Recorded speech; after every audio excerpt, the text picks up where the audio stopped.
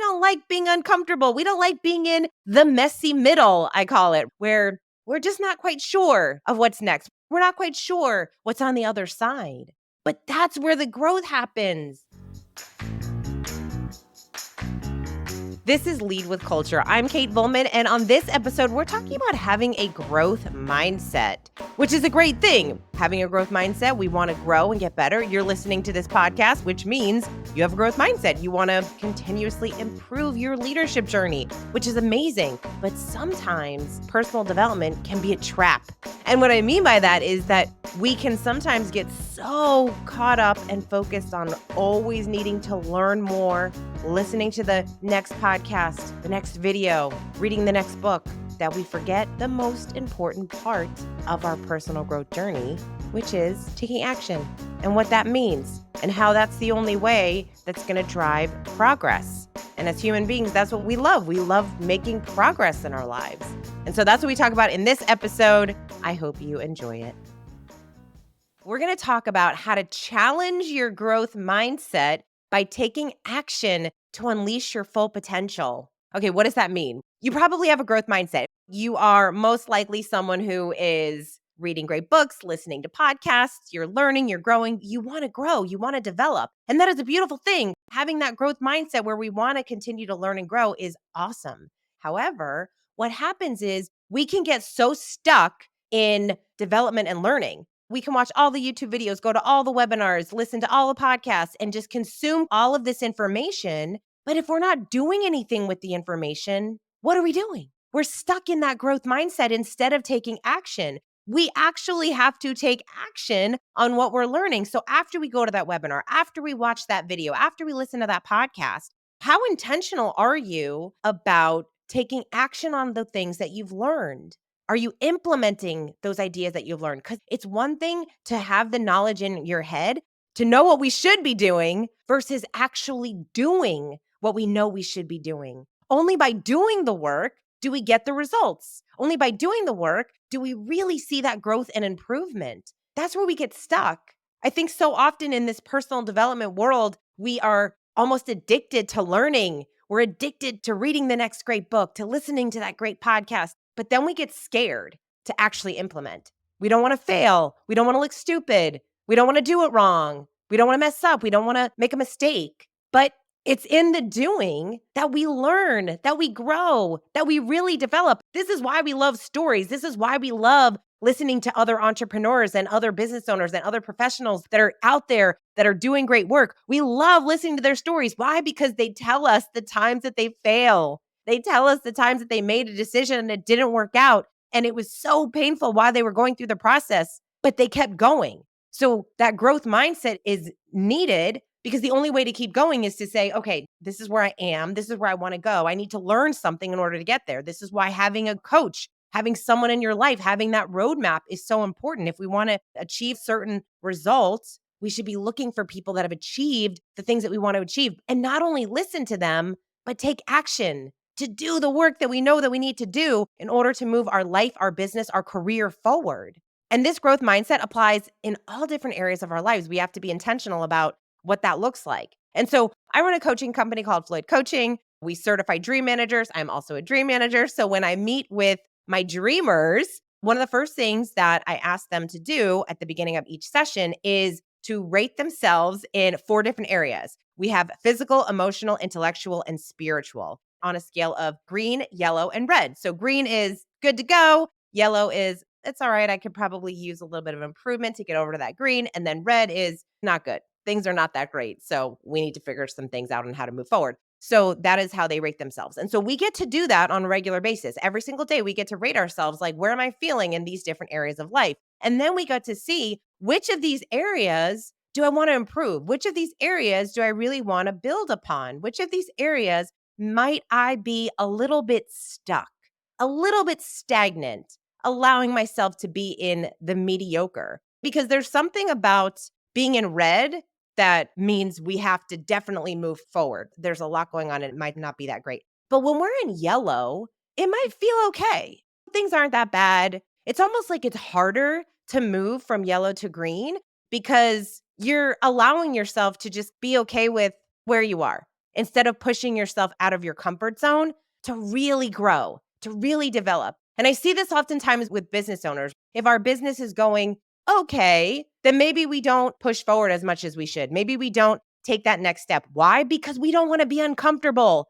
We don't like being uncomfortable. We don't like being in the messy middle, I call it, where we're just not quite sure of what's next. We're not quite sure what's on the other side. But that's where the growth happens. That's where we get to grow and become the best version of ourselves. And so we've got to think about that in all of those different areas. Where do you want to see some growth? So I'll share this example from my life. Health and fitness has been a big part of my life for as long as I can remember. I'm a huge fan. I think the body is incredible, what we can do with it. It's amazing. And so for as long as I can remember, I've been waking up super early and getting my workout in before the start of the day. I've done all different types of routines, workouts, mobility exercises, yoga, lifting, all the things. And over the past couple of months, what I realized is I feel really strong. And I read Dr. Peter Attia's book, Outlive. And I got a little bit more into his content and I was watching some of his videos, his interviews with different people.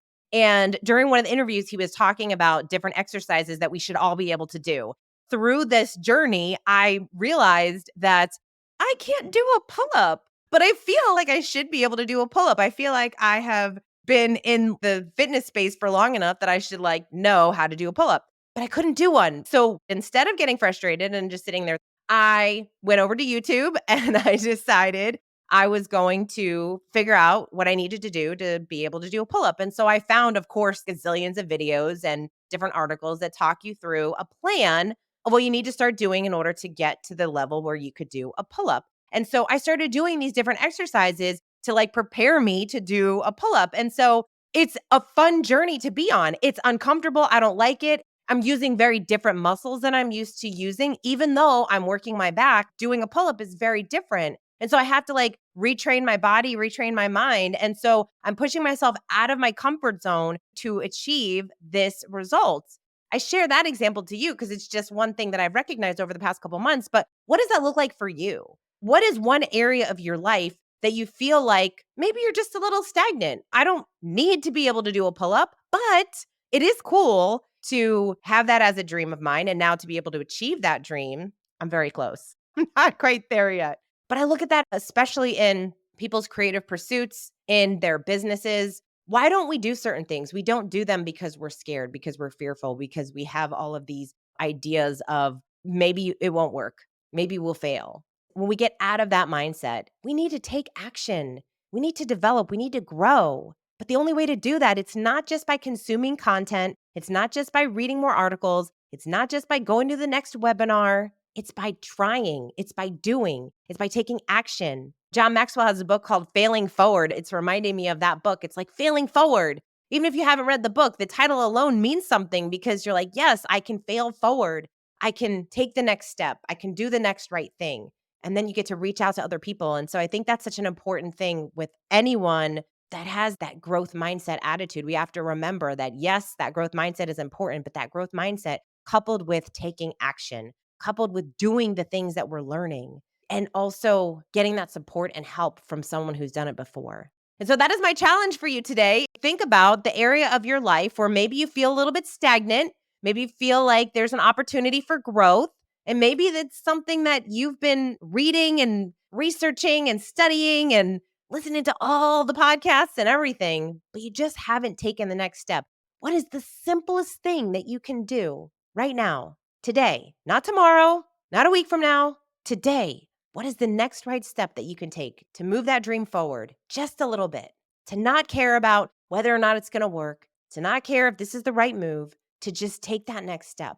And when you take that next step, you get more data, you get more feedback, you get more learning, you get more growth, and all of that just trickles down. And that's when we start to see that real massive growth in ourselves, in our lives, in the dreams that we want to achieve. And so I'm excited for you. I hope that this has inspired you in some way to take that next step, to take action, to stop thinking about the reasons to not do something, and instead think about all the reasons to do something, to take that next step towards your dreams.